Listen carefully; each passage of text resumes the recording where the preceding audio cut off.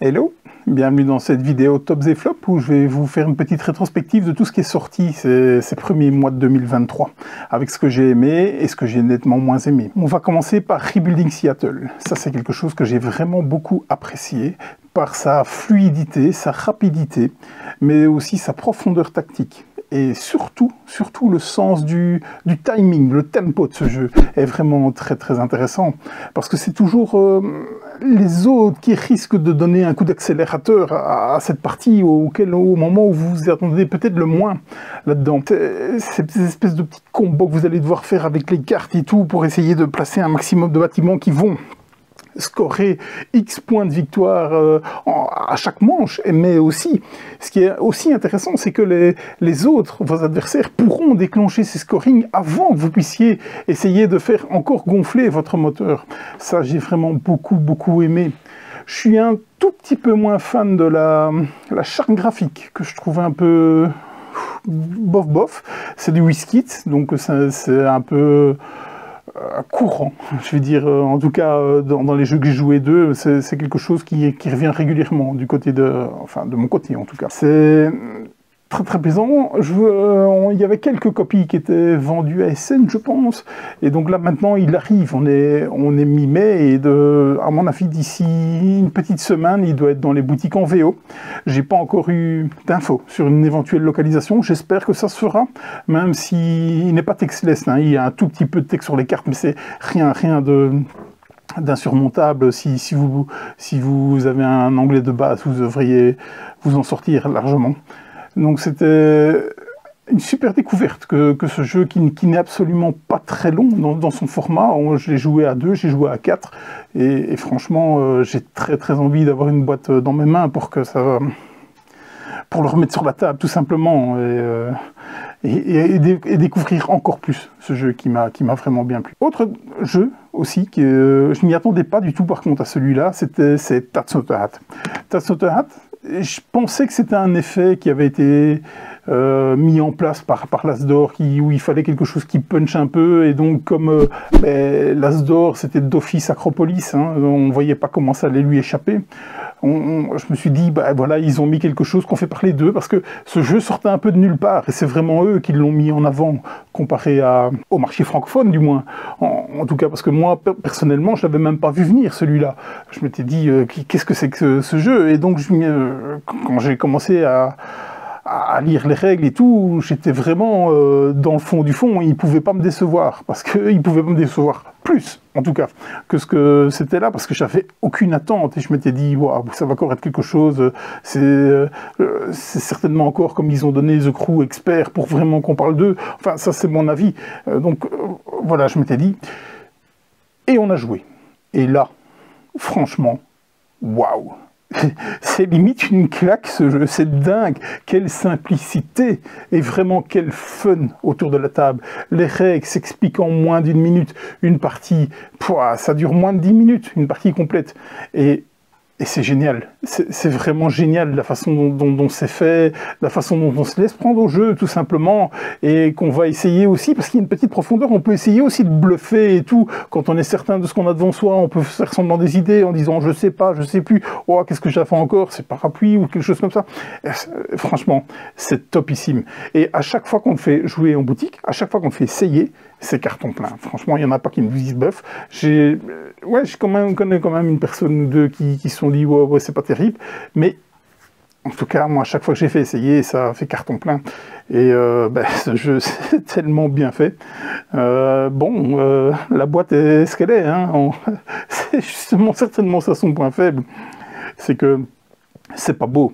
C'est vraiment pas beau. Mais au moins, on le remarque. Et c'est peut-être ça, le but premier de ce packaging, c'est qu'il ne passe pas inaperçu sur les rayons. Et donc on sait le défendre facilement, parce que les règles s'expliquent en 30 secondes au client, donc ça se passe bien. Et quand bien même avec les exemplaires démo, c'est très facile de faire une démo comme ça, improvisée, ça dure pas longtemps, et franchement, ça rate pas la cible en général. Un autre jeu que j'ai beaucoup aimé, qui vient d'arriver, il était sur Kickstarter, c'est Jiang Yang. Et donc on a rentré les versions de luxe, c'est parti très vite, on en a rentré, c'est de nouveaux parties, on va essayer peut-être d'en revoir. Et ce jeu, moi j'ai adoré. Franchement, c'était vraiment top. C'est du gros jeu, hein. Donc il n'y a pas de souci là-dessus. Avec des mécaniques super intéressant, toujours faire des choix et des techniques de majorité. Il y a plusieurs twists dans le jeu. On a fait un bûcher au laurier concernant Jiang Yang. Je vais essayer de le mettre en commentaire ou de coller le lien dans la vidéo pour que vous puissiez aller voir ce que ça donne. J'ai joué à 2 et à 3 et franchement, je le préfère à 2 parce qu'à 2, il a un petit twist sympa qui fait qu'on rajoute quelque chose, un joueur neutre et tout, et je trouve ça super sympa, franchement. Un énorme jeu qu'il est, je l'ai même joué en solo, et là j'étais en train de prier en disant faites qu'il soit exceptionnel, faites qu'il soit exceptionnel. Il n'est pas exceptionnel en solo. Il est très bon, mais il n'est pas exceptionnel. Ce qui fait qu'en solo, je vais peut-être sortir d'autres jeux par rapport à lui. Et donc ici, j'ai joué à 3, je le préfère quand même à 2, même si j'ai beaucoup aimé ma partie de Jiang Yang. C'est quand même c'est quand même parfois assez tendu sur l'argent, parfois assez tendu sur la réputation, qui fait que ça peut être très pénalisant là si on n'arrive pas à payer tout ce qu'on doit à la fin de chaque round. De multiples scoring où il va falloir prendre la majorité pour faire passer ces scorings. Et ça, franchement, je trouve ça mais topissime. C'est du grand art. Au niveau des moins, là-dessus, la boîte est quand même un peu chère, même si c'est une version de luxe Kickstarter. On a déjà vu du meilleure qualité de matériel, ou du moins plus bling-bling, on va dire, surtout pour ces prix-là. C'est peut-être le petit bémol que j'ai avec ce jeu où sa grosse force, c'est vraiment l'explication. En un quart d'heure de règles, on est parti pour des parties d'un peu moins de 2 heures, je pense. Donc il est vraiment pas mal. Un autre jeu que j'ai vraiment beaucoup aimé, c'est pas une nouveauté. C'est sorti tout droit du radar de mon ami Laurent. C'est le jeu Pathogène, qui est un jeu à 2 joueurs. C'est très compliqué de le trouver. Donc nous, on parvient quand même à faire venir des copies parce que la majorité du stock se trouve à Taïwan. Donc les frais de port sont exorbitants. C'est un jeu à 2 joueurs, extrêmement tactique. Là encore une fois, si je sais mettre en incrustation la vidéo qu'on a fait de bûcher au laurier sur Pathogène, mais de toute façon je vous le mettrai dans la description ici en dessous. Ce jeu, moi j'ai vraiment adoré, le twist est vraiment génial, les cases blanches, les cases noires, avec ce démon et cet ange qui peuvent pas, enfin, allez voir, franchement là c'est du grand art, donc un tout grand merci à Laurent de m'avoir fait découvrir ça. Au niveau du moins, je ne sais même pas ce que je peux dire, parce que j'ai vraiment adoré, vraiment adoré. Peut-être moins, oui, ce jeu semble être cher pour un jeu de ce format-là. Donc c'est uniquement du 2 joueurs, je pense qu'on a une quarantaine d'euros, quelque chose comme ça. Mais encore une fois, c'est de l'import, et il n'y a pas ça partout. Quand on a un monde compte pas, ça je pense que c'est le seul truc qu'on pourrait peut-être trouver. En tout cas, me concernant même, peut-être la pochette un peu, pas très attrayante, mais intrigante malgré tout, quand même, cette pochette. Avant de vous dire ce qui m'a vraiment le plus marqué, je vais quand même dire ce qui m'a un peu déçu, voire carrément déçu depuis le début de cette année-ci. On va commencer par My City, le Roll and Write. J'en avais entendu tellement de bien. Je précise que j'ai pas joué à My City. Donc quand j'entends tout le bien qu'on en dit, je me dis que c'est clairement fondé, parce que très peu de détracteurs sur My City. Je suis un fervent fan des Roll and Write, donc je me dis, ok, waouh, on y va, My City, Roll and Write, go, on y va. Les 2 premiers niveaux, je trouve pas ça avec beaucoup d'intérêt, personnellement, même si je comprends la manière progressive de faire évoluer le jeu, tel un Welcome to the Moon, par exemple, qui fait ce genre de choses aussi, où la première map est un peu bof, et puis alors au fur et à mesure qu'on monte, là, on prend toute l'ampleur du jeu, et ça devient génial. Et donc, My City, Roll and Write, eh bien, j'y ai pas su accrocher. Pourquoi? Pourtant, j'étais pas tellement hypé par celui-là. On n'en faisait pas des caisses, en disant simplement, ok, c'est le Roll and Write d'un très bon jeu. Il y en a déjà eu il y en a eu déjà beaucoup, des Roll and Write d'un très bon jeu. Il y a eu 3 Dice qui a été très bon, que je trouvais très bon. Ben voilà, il est tiré d'un très bon jeu aussi. Et pourtant, ben, c'est un flop pour moi, en tout cas, pour mon avis. Est-ce que c'est l'effet Cartographers? Parce que j'ai quand même retrouvé certaines similitudes avec Cartographers sur le fait de placer des problèmes comme ça et tout. Et Cartographers, je l'encense parce que je l'adore vraiment. Est-ce que c'est cet effet-là qui fait que il m'a trop fait penser à lui sans jamais l'effleurer? Non, My City, non. C'est un petit flop pour moi. Une très grosse déception pour moi, c'est Wizard Machine. Wizard Machine, c'est le Lacerda de cette année-ci. Il n'y a pas de reproche au niveau du matériel, hein. Ce fameux triptyque, la Cerda, Yann tout, Griffon, tout ça, ça fonctionne du tonnerre. Et il n'y a rien à dire au niveau du matos. C'est plus dans le gameplay que moi j'ai été un peu un peu déçu. Donc ma première partie qu'on fait, on fait une partie à 4, donc c'est bien entendu long, hein, c'est du Lacerda, donc là il y a vraiment pas de surprise, donc j'étais préparé.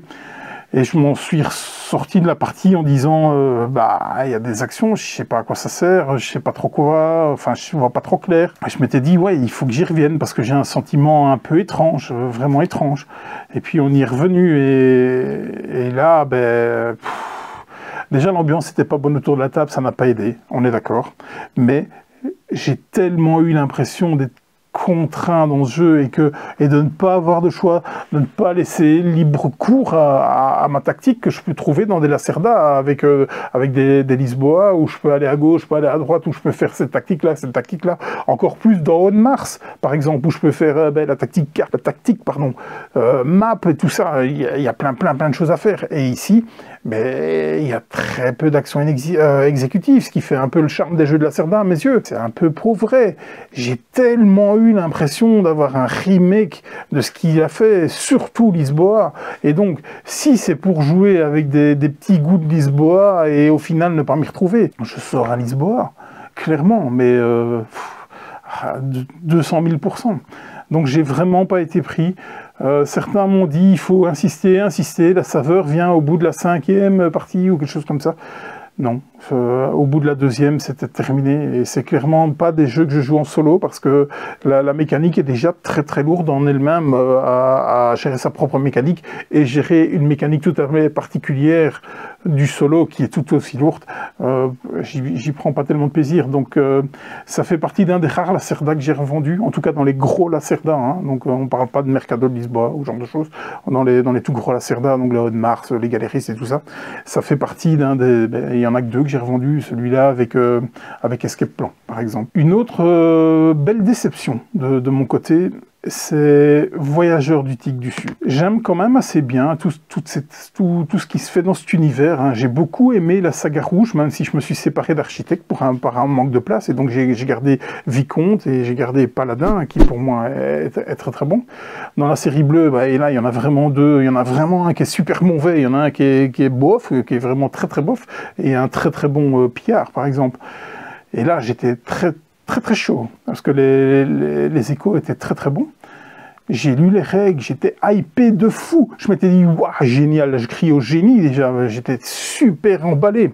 D'ailleurs, j'ai directement slivé les cartes, pris les pièces, pimpé un peu le jeu. J'étais très chaud. Je l'ai essayé et pouf, waouh. Oh, le bad beat que j'ai eu là, c'était dingue, quoi, vraiment... ces rivières de cartes qui tournent pas avec cette chance qui est prédominante quand même. Alors le jeu est bien, vraiment il y a des belles choses dedans, mais quand on a des rivières qui tournent pas et qu'il vous faut des cartes un tel ou des cartes un tel et que les cartes un tel elles viennent pas. J'ai encore la boîte, je l'ai pas revendu celui-là, parce que j'ai quand même envie de lui donner sa chance en solo, voir ce qui va. Mais l'ayant testé à 2, avec ces rivets qui ne tournent pas, j'ai vraiment très peur que ce soit le cas en solo aussi. Je sais pas, c'était une grosse déception tellement j'étais hypé. Trop hypé. Effet hype, peut-être. Espérons que le prochain soit mieux. After Us aussi m'a déçu. Gros buzz à Cannes sur After Us, et je comprends qu'il plaise, hein, je comprends largement qu'il plaise, parce que déjà la boîte est très belle, les illustrations sont très belles aussi, le thème est assez sympa, franchement c'est assez cool, mais dans le jeu on contrôle rien, hein. On contrôle rien de rien, hein. Vous allez dans ce deck building, vous allez piocher 5 cartes, vous allez essayer de faire de votre mieux, et quand vous allez pouvoir acheter des cartes, c'est aussi à l'aveugle. Maintenant, je comprends parfaitement que ce soit à l'aveugle, hein, parce que s'il y avait une rivière de cartes, ce serait infernal. Vraiment, avec toutes les combinaisons possibles et inimaginables qu'offrent ces idées de cartes, qui est quand même bien trouvée, hein, avec des connexions à gauche et des connexions à droite qui doivent être complètes pour qu'on puisse matcher et prendre ses gains. Donc là, c'est quand même assez bien trouvé en soi, mais voilà, j'ai trouvé ça tellement... random, vraiment un peu décevant, mais et là je pense que c'est un goût personnel. Je suis pratiquement sûr que c'est un goût personnel, ce qui est généralement le cas quand on aime ou on n'aime pas, hein, mais parce que il y a une grosse hype et les retours sont bons concernant After Us. J'ai trouvé qu'on était quand même un peu seul dans son coin, et pourtant ça me déplaît pas. Généralement, pas tant que ça, en tout cas. Et impossible de voir qui gagne. Et puis quand il y a quelqu'un qui dit, ben voilà, j'ai gagné, et... voilà. Une belle déception After Us, mais c'est pas pour ça que c'est pas un bon jeu. De même que Voyageur, c'est pas pour ça que c'est pas un bon jeu. C'est peut-être juste moi.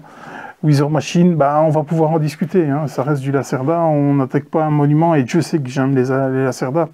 My City Roll and Ride, c'est un bon jeu aussi, mais il y a tellement mieux dans la catégorie, tellement. Celui qui m'a le plus déçu, et pourtant j'ai essayé, hein. J'aurais tellement voulu l'aimer, c'est Hearts. Effet hype, est-ce que j'ai été trop hypé? Mais même pas, j'avais pas d'attente démesurée, je pense, sur ce jeu. Et non, le jeu fonctionne, hein, tout tourne, hein, du tonnerre de Dieu, hein, franchement, partie à 5 joueurs, première partie pour tout le monde, 1h45, c'est plié, au revoir les frères, bah ça c'est beau quoi, franchement là, il y a du taf qui a été fait sur ce jeu, ça se sent, j'ai pas remarqué de réel déséquilibre dans le jeu. Mais malgré tout, le fait de devoir faire fonctionner plusieurs petits moteurs, ou à l'instar de jeux comme que Terraforming Mars, pourtant que j'en sens pas plus que ça, où on va essayer de pousser très fort sa stratégie, eh bien je préfère ce genre de choses à Hearts, où on va vivoter avec travailler dans les 4 couleurs pour essayer de faire quand même quelque chose à chaque fois qu'on joue son tour. Il a plein de bonnes qualités, et il a pas grand chose d'original, je trouve. Parce que ben, le thème est fort à la mode, mais surtout aussi les mécaniques sont fort reprises d'autres jeux. J'ai eu des sentiments très forts de Wingspan sur ce jeu, par exemple, et de Terraforming Mars aussi. Un peu moins d'Art Nova, mais j'en ai eu aussi, Ressources de Galaxie, bien entendu. Donc, il s'appuie quand même sur des mécaniques qui ont fait leurs preuves, et qui sont quand même encensées par énormément de joueurs. Et donc, Hearts, je ne sais pas pourquoi la sauce n'a pas pris avec moi, et pourtant, j'ai tout fait hein, pour l'aimer, vraiment. Hein. J'ai même fait, avec ma version retail, j'ai même fait venir le kit d'add-on qui était sur Kickstarter, donc tout ce qui était en bonus avec les pions un peu plus épais, surtout pour avoir les cartes en plus. J'ai tout fait, j'ai fait quand même 5 parties, ce qui est quand même énorme pour moi, en tout cas, d'avoir fait 5 parties de jeu. Et malgré tout, ça prend pas.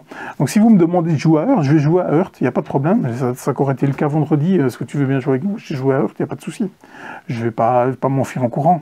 Mais encore une fois, à la fin de la partie, je me suis dit, ok, oui, ok, voilà, c'est dommage. Qu'est-ce que j'aurais voulu l'aimer? Mais vraiment. Et donc c'est peut-être pour ça que ma déception est si grande, c'est parce que j'avais voulu l'aimer. De là à dire que j'avais une grosse attente, non. Laurent dit c'est parce que j'attends trop de ce jeu, qu'est-ce qu'il a à offrir? Je sais pas, je reste perplexe là-dedans parce que j'étais pas hypé de fou. Oui, j'avais entendu les échos en disant que ça allait être une bombe et tout ça. Je reconnais une couverture magnifique en tout cas. Elle est vraiment superbe cette couverture, une des plus belles que j'ai vues, franchement. C'est pas du travail graphique, c'est une photo, bien entendu. Bon allez, le jeu qui m'a le plus plu depuis le début de cette année. C'est du lourd, c'est du très lourd. Et pour les gens qui me connaissent, ils vont être très surpris. C'est La Familia. La Familia, ouais. Impossible de vous sortir la boîte de La Familia, parce qu'elle n'intégrera jamais ma ludothèque. Vraiment, hein. C'est pour vous dire. Hein. Mais que ce jeu est bien. Waouh. Quand on m'a dit le pitch, que c'était 2 contre 2, c'est de l'affrontement, fallait détruire et tout, mais jamais de la vie, je veux y aller, jamais. Je pars en courant. C'est tout ce que je déteste, qu'on me frappe dessus tout le temps. Et puis, en y réfléchissant, je me dis, voilà, et puis quand même là, ok, c'est du 2 contre 2, c'est de l'équipe, on sait qu'on va se fighter, et au moins, on va être à 2, on va être soudés et tout pour le faire. Et franchement, le jeu est top. Top, mais vraiment, c'est du très beau boulot. Il a plein de points positifs pour lui, hein, mais plein. Hein. Son côté 4 joueurs qui est totalement assumé, déjà rien que ça, c'est respect pour les auteurs, parce que c'est combien de maisons d'édition n'auraient pas essayé un 2-4, voire un 1-4, avec des configurations totalement bancales. Non, pas rien de tout ça. 4 joueurs, mettez-vous à 4 joueurs, boum, on y va. C'est de l'investissement quand même, hein, parce que les règles, vous en avez pour 1 heure, les parties, c'est 3 à 4 heures. Waouh! D'ailleurs même, je trouve ça un peu longué, parfois. Franchement, surtout en 3e manche, et il y a 4 manches, et voilà, je trouve ça interminable. J'ai fait qu'une partie, j'ai des sensations extraordinaires sur cette partie. Est-ce que c'est joueur dépendant? Peut-être. Mes 2 adversaires étaient des personnes très calmes, pas très expressives et tout, et malgré tout, on a passé un excellent moment. Mon partenaire de jeu, là, était Lui, par contre, très expressif.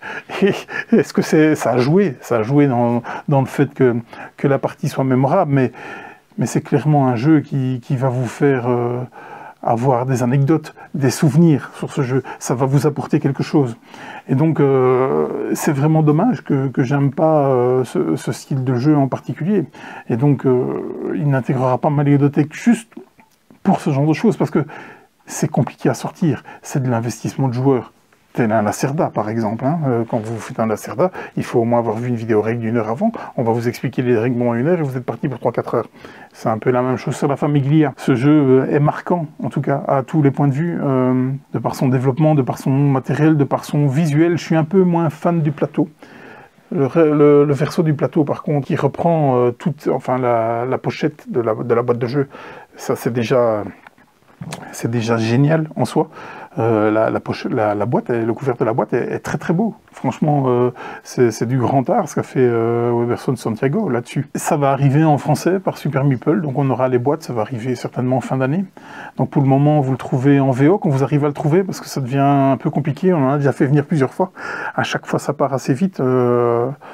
Nos amis de Feuerland qui dernièrement ont fait un énorme carton avec Arnova, donc c'est pas des manchots les gars quoi.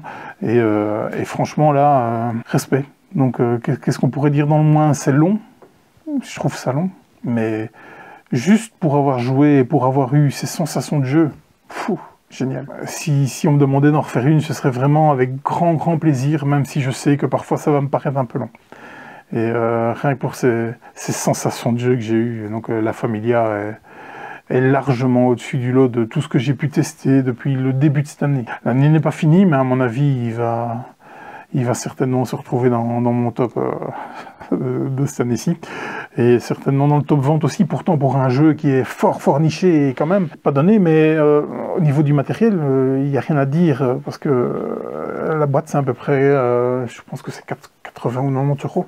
Mais il y a énormément de matos dedans, le développement a été terrible, donc on n'a pas une sensation de vol quand on ouvre la boîte en tout cas. Donc voilà, c'était un peu les top et flop de tout ce qui s'était passé. Donc on va reprendre les bûcheries très vite, on a un peu du mal à accorder nos agendas avec Laurent. C'est une période un peu dense pour tout le monde, mais on prend beaucoup de plaisir à faire ça, donc ça m'en sous peu. On a encore joué hier ensemble et je pense qu'on pourrait déjà faire deux, trois petites vidéos. Il faut juste avoir le temps de les faire, parce que ce qu'on a joué hier, c'était quand même vachement sympa et il y a des choses à dire sur ce qu'on a joué hier. Allez, je vous dis à bientôt. Salut!